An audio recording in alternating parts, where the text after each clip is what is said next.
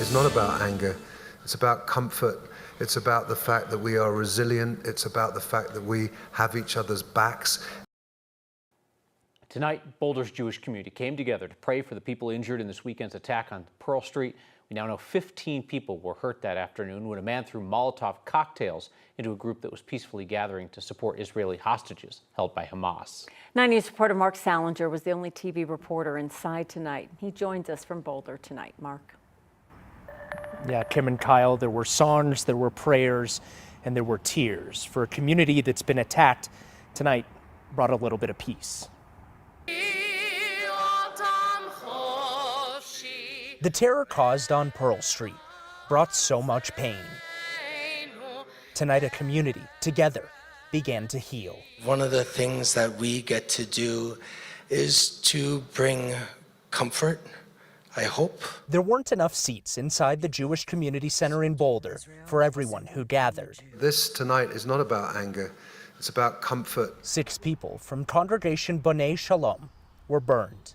Mark Selloway has been the rabbi there for 20 years. In a world that feels so frightening and so unsafe, may we all find moments in community and with each other that we feel safe. A sense of safety was stolen this weekend in an anti-Semitic attack. Rochelle Halprin was there.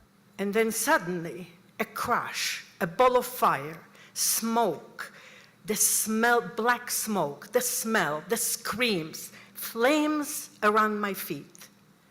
For a moment, I thought I would go up in flames. The bomb went off and turned around and saw it all. Avraham Kornfeld was marching before the attack as well. And I saw the man holding 2 Molotov cocktails, and it became clear that that's what he threw. The woman stood 1 foot behind me, engulfed in flames from head to toe, lying on the ground. Survivor's guilt is really real. Free speech should never target other people. In a week of violence, of terror, of fear, tonight comfort helps a community move forward. As horrible and heinous as acts of terror are, my prayer is that nobody steals or takes away your hope.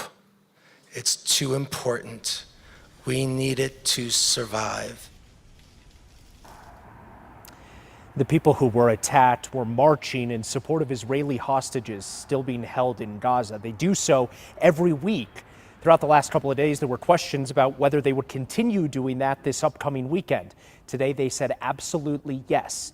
They will be marching on Sunday. Kyle and Kim. I mean, the courage involved in that, especially when you consider how many folks in Colorado's Jewish community, Mark, have told us in the last couple of days that they absolutely foresaw this attack happening and that they believe that there will be more. Exactly. And what's so important in all of this is that they truly believe that they are doing something that is worth doing every single week until those Israeli hostages are returned home. I believe there's 58 of them still being held in Gaza right now, and every week they march holding those pictures in Denver and Boulder. And until those hostages come home, they want to be out there marching, continuing to do so regardless of what happened this week. Putting their own lives right there and just asking for some safety. All right, thank you, Mark. Leaders in Colorado also gathered in Boulder today in the same spot as Sunday's attack to stand against hate. We heard from the governor and the mayor of Boulder, as well as faith leaders, some survivors of the attack as well.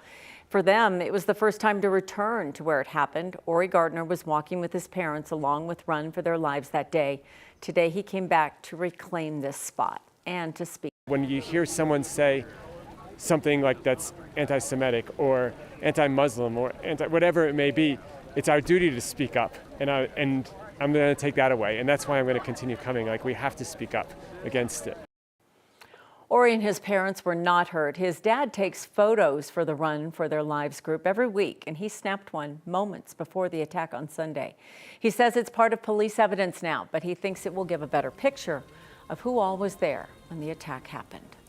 A federal judge issued an order today preventing the deportation of the suspect's wife and 5 children. One of the children is 18, the others are younger, they're minors. They're currently being held at an immigration detention center in Texas. The suspect's been charged with a federal hate crime and state counts of attempted murder. His family members have not been charged with a crime, but they are being deported in retaliation for his alleged actions. He's expected back in court tomorrow for the formal filing of charges. The Trump administration has to provide due process to hundreds of migrants sent to a detention center in El Salvador. That's according to an order from a federal judge today. The migrants were flown to El Salvador earlier this year under the Alien Enemies Act. The Trump administration has claimed they were part of a Venezuelan gang, but the judge's ruling cited evidence that many of them have no connection to the gang. That ruling says they must be given the chance to challenge their removal. City of Denver got a win in court in its fight to block the Trump administration from retaliating against local immigration or DEI policies by pulling federal funding. Denver's suing, along with nearly 3 dozen other cities and counties, arguing that the Trump administration cannot revoke funding that's already been approved by Congress. Denver says it would lose $300 million in infrastructure funding and more than $500 million for Denver International Airport. The judge sided with the cities and counties and issued a preliminary injunction yesterday, blocking any funding freezes based on new requirements on old funding. Westbound I-70 will be closed overnight at the Eisenhower-Johnson Tunnel after 2 semis crashed into each other, rolled over onto the eastbound lanes, and hit at least 1 other car. At least 5 people were hurt. One of them has life-threatening injuries. This happened about 3 o'clock this afternoon. It caused a complete shutdown of I-70 in both directions from Silverthorne to the Loveland Pass exit. The eastbound lanes are still closed tonight because one of the cars involved was carrying glass products. CDOT says they need to keep westbound I-70 closed overnight there to repair 1,000 feet of damaged guardrail. Coors Field has seen a lot of miserable stuff this season and didn't even take the Rockies getting on the field to see more of it tonight. It was a bunch of soggy rain from 7 to 8 tonight. And Kathy, there is more of that on the way tomorrow. That's right. And Kyle, some areas saw large hail today, so the heavy rain was really the best case scenario, with a line of storms that's still moving across Colorado from the southwest. It's an active scene on the radar and satellite tonight, and there are light showers still falling around the metro area.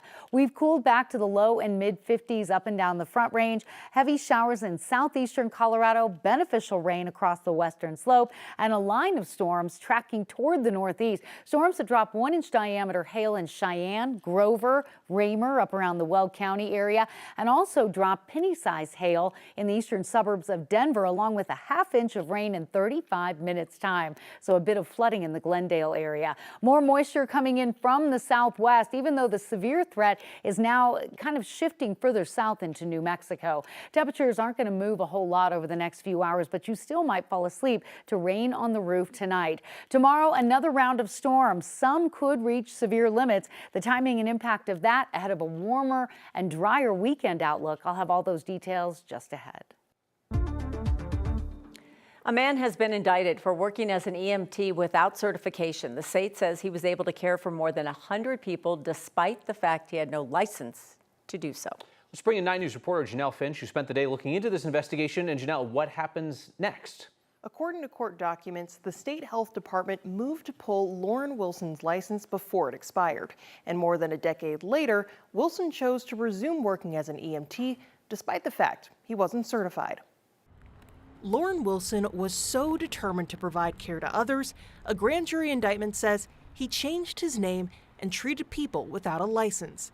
Court documents say Wilson originally obtained a paramedic certificate from the state health department in 2009 under a different spelling of his name. 2 years later, the state discovered Wilson had a criminal history and moved to revoke that certificate. The health department wouldn't say what in his background was grounds for revocation, but 9 News Investigates found Wilson had previously been charged with sexual assault, theft, domestic violence, and possession of an illegal weapon. The grand jury indictment claims Wilson changed his name and lied about his certification to get him a job with Metro Care Ambulance LLC as a paramedic and EMS education director.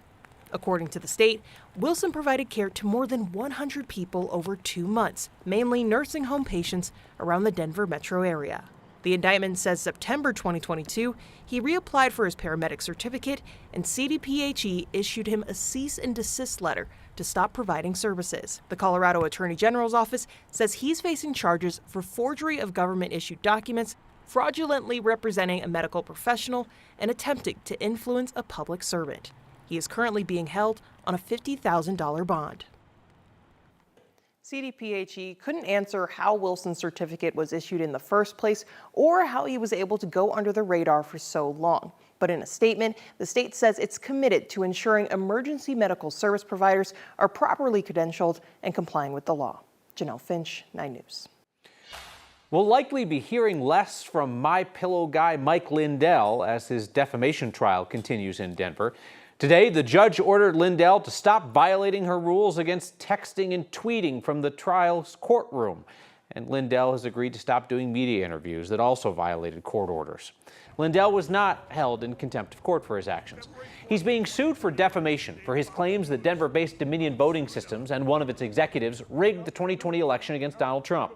Today, that Coloradan testified that his reputation has been ruined and he can't work in election systems anymore. Lindell's attorneys suggested in court that this man's reputation had already been ruined by other election conspiracy theorists who had said that he'd engaged in treasonous election rigging before Mike Lindell ever said it. Lindell's attorneys have said that they do not plan to present evidence that these election rigging claims are true, just that Lindell believed them.